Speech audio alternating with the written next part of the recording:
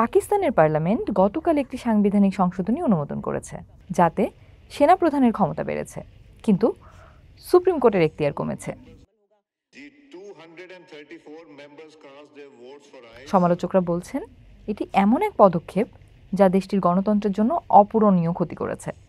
পার্লামেন্টের নিম্নকক্ষ ন্যাশনাল অ্যাসেম্বলিতে 2/3 বেশি সংখ্যাগরিষ্ঠতার মাধ্যমে আইনটি পাশ হয়, আর মাত্র 4 জন সংসদ সদস্য এর বিরোধিতা করেন।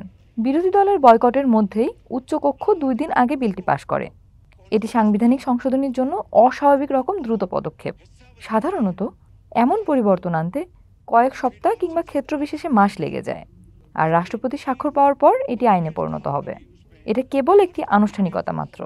এই নতুন আইনের ফলে সেনাপ্রধান আসিম মনির চিফ অব ডিফেন্স ফোর্সেস পদে উন্নীত হবেন, যার অধীনে নৌবাহিনী ও বিমান বাহিনীও তার নিয়ন্ত্রণে আসবে।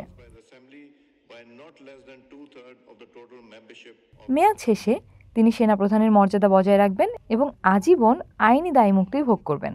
প্রধানমন্ত্রী শাহবাজ শরীফ সংশোধনীটিকে প্রাতিষ্ঠানিক ঐক্য ও জাতীয় সংহতির দিকে এক ধাপ এগোনো হিসেবে আখ্যা দিয়েছেন।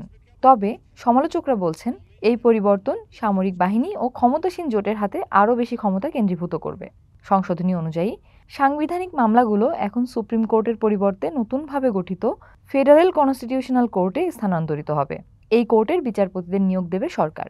গত কয়েক বছরে সুপ্রিম কোর্ট সরকারের বিভিন্ন নীতি স্থগিত করেছে এবং একাধিক প্রধানমন্ত্রীকে ক্ষমতাচ্যুত করেছে। বন্দী সাবেক প্রধানমন্ত্রী ইমরান খানের নেতৃত্বাধীন পাকিস্তান তেহরিকে ইনসাফ এই দলের সংসদ সদস্যরা ভোটের আগে ওয়াকআউট করেন এবং বিলের কপি ছিঁড়ে প্রতিবাদ জানান।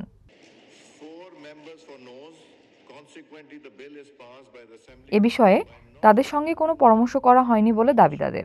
আইন বিশেষজ্ঞরা বলছেন এই সংস্কার বিচার বিভাগের স্বাধীনতাকে ক্ষতিগ্রস্ত করতে পারে।